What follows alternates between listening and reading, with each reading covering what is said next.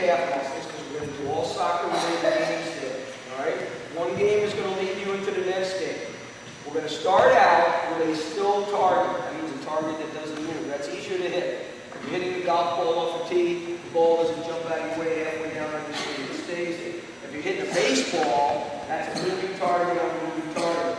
So, right now, we're at a still target. If I shoot that target, it's not going to jump out of my way. Later in the class, you become the targets, and you are capable of outsmarting the ball. All right, so we start with something that's still, and we go to something that's moving, okay, which is me. Moving, that's the course. It's movement, right, Felicia? It's movement. All about keeping you moving all your life. Now, game one, look closely. She's okay, she's listening. Game one requires a partner. Not yet, just think about what you need. One of us is always going to be the goalkeeper. We're going to stay at home and protect that pin at all costs, just like a goalkeeper in soccer. Now, what's unique about a goalkeeper in soccer? What can they do that nobody else on the field can do? Touch their ball with their hands. And remember, in soccer, hands is not just a little piece. And hands goes all the way up to the shoulder. Okay? So in soccer, if I'm playing on the field, I cannot do this to block the ball. I have to trap the ball. A lot of different ways. Since the ball is going to stay on the ground, look at me. You can use the sole of the foot. You can use the inside of your foot, nice and gentle here. If you want to move it around, you can pull it over, or you can dribble it forward by tapping it and stopping it. All right? So you're going to have to move around the field today in order to hit everybody else's pin. Your job is to knock down everybody's pin except your own. Don't kick at your own goalie. Meanwhile, he stays at home protecting the pin so he can last a long time. All right, so Mr. Barnell's got a good goalie form right now. You can't stand behind your pin and do this. There's no way I can score on you. I don't want the challenge of scoring. So you're going to stand in front of your pin, you're going to bend down, and you can use your hands. You can catch it, roll it away, any kind of stuff to protect that pin. But this is a 360-degree game, which gives you more of a challenge. We are too used to it. If I'm kicking at him with one ball, he knows where to face, doesn't he? But there's going to be 12 to 14 balls out here kicking at you maybe at once. So while you're watching me, somebody can get the pin from behind. I can even kick it at Mr. Barnello, and he might get so nervous that he jumps into his own pin. He's out. There's no reason. That pin goes down. For any reason, you are out of the game. Now, just the goalkeeper leaves the game. So Mr. Barnello picks up his pin, walks out, and I'm still playing with a soccer ball. We had a girl in the 6th grade that said, Cestaro, that's not really fair because then there's 12 balls still going at me. Well, you should have seen her defend her pin against 40 shots or so, and she kept that pin up. That's a challenge.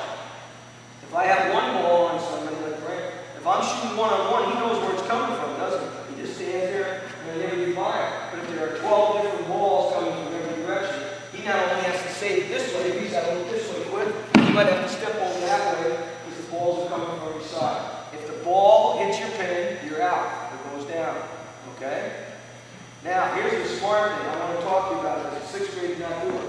Everybody, when I give you directions, don't put their pin anywhere inside a big square, rectangle actually, between the cones. You know what they all pick? The line. Why is that the worst place you can put that ball, that pin? Think about it.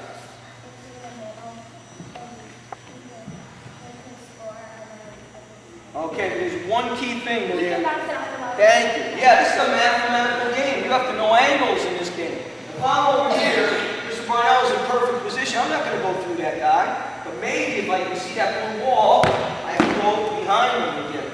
See, so you don't want your ball to be accessible, or your pin to be accessible from behind you, especially with a brick wall. Because that just shoots right off and knocks it down. You want to have a lot of space around your ball so that you can move in every direction without getting it knocked down, okay? Now we start the game very simply. Wherever he puts the pin down, let's say he picks right there, and I'm his partner, I start just like this. We know we're ready. I blow the whistle, you can dribble in any direction. You can shoot any ball. We have kids saying, that's my ball, they're running all over getting tired. No, no. After I shoot this ball, maybe I dribble down here, and Siobhan's over here, and I shoot at her. If another ball rolls to me here, I can play that ball. You don't have to chase your own ball, you'll be too tired. But only the goalkeeper leaves the floor. I continue to play, last pin standing wins. Simple game of survival. They know all about survival. okay, on skill survival. Now, you need a partner, okay? Somebody you can just have fun with, somebody that's not going to criticize you if you knock your pin down, just have a good time in this game. Once you have a partner, see Mr. Barnell for a pin and a ball. All right? Once you have a partner, see Mr. Barnell for a pin and a ball. Okay? He's a great partner. Excellent. Not on the line. We just said it's not the right place to put your pin. And here we go, 6th grade, right away, don't listen.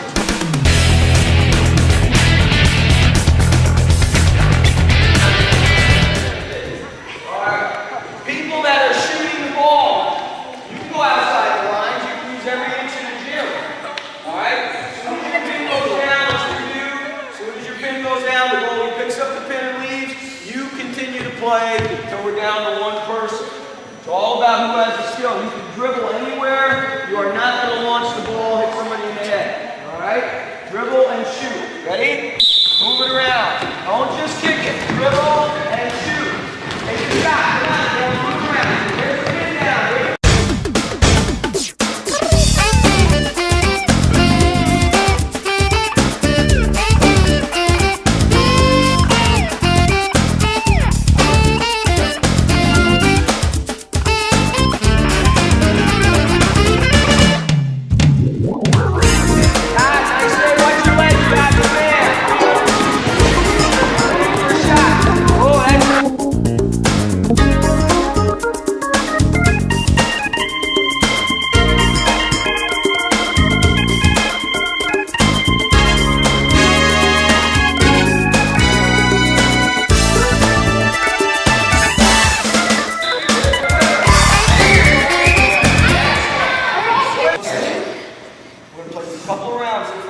Soccer boxes, and you are the moving targets. When the pin is down, it can't get out of the way of the ball. You have a variety of ways of getting out of the way. You can jump over the ball when it comes to you. You can open the legs and allow it to go through, turn sideways, and lift one up. It's not all about running. With our small class, we're going to go 2 in every circle. So this circle is connected to God's line and the foul circle. This is an area of play. You cannot enter the circle to avoid the ball. Okay, that shows no courage at all. You can run anywhere in here. Balls will be coming from 4 different dimensions. That means this side, and this side. So you have to be alert. If we use one ball, everybody will know where it is. That's why I like to multiple balls. So you always concentrate. If you get hit by the ball anywhere, lower the waist. That's an important part. This is not good. Fear is not good. Hit you on the arm, you're still in the game. Below the waist, front or back, then you become one of us. You're not sitting out, you become one of us kickers. There's kickers surrounding you, and there's people in each circle. Okay? So it's not like one of the games, I've got to wait over on the side like last time. You become kickers. So wherever I give you a place on the line, that's where you report back to. Alright? Now, here's the deal. We got 2, 2, and 2, but there's only one person left in any circle. There's nobody there, and there's nobody there, and I'm the only one standing. We're going to yell the term runner. It's very important. A runner can move to any circle. If everybody shoots at me here, I can run to that circle. If they shoot at me in the middle, I can go down there and come back here. So a runner is a moving target. Okay, running. For the last person, I would like you to remember if you win a game, because we'll put all the champions in at the end. Okay? So this is a survival game. If Brian and I are in a circle, we've got a lot of room to move. I don't care about Brian. He's not on my team. I don't do anything to help him out. It's about me using my skills against the balls. Okay, keep the ball low. Keep the ball low so we don't hit anybody in the face. We are using nerve balls, which I told one mother that was watching the child yesterday, perfectly safe. But if you hit with one, you might get really upset. So keep the ball down, aim it, sweep the ball, and then let it roll through the partner. Now, if a ball winds up like this in my circle, I don't kick it out, I'm out. I just got to dodge that ball and the other player. But Mr. Marnell can come out and dribble it back with his foot and take the shot. Okay? If he shoots and misses, this person should be ready to trap it and shoot it right back. Don't just kick it while it's rolling, because you will lift the soccer ball up and then somebody might get it in the face. Okay? Simple game, soccer, boxers. You guys are going to be the targets. They're going to be the shooters. And be honest if you get hit, okay? Some of you don't go out and get hit, but we want to use the creed, which says honesty on it. Just have a good time at the game, okay? Now, we're going to give you numbers. We're going to sign your place, and then we're going to call first number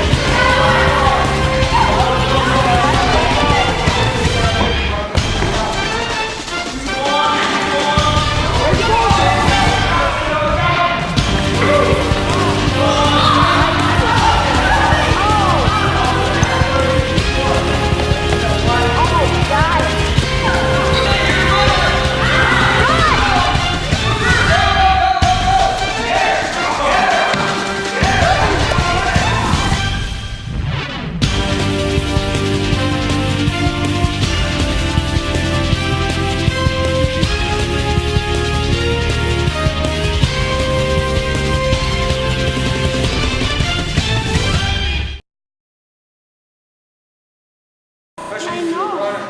Great exercise. Now, one thing about those games is you don't have to worry about a team score. I love doing games where you don't have to worry about anybody but yourself, because you get in that mode that I have to be on a team. And Todd and I are on a team, and I make a mistake. You know, sometimes kids get on each other, don't think about feelings. But that game is strictly on your own skill. Soccer skills are great. I hope some of you, when you get to junior high, play for our teams.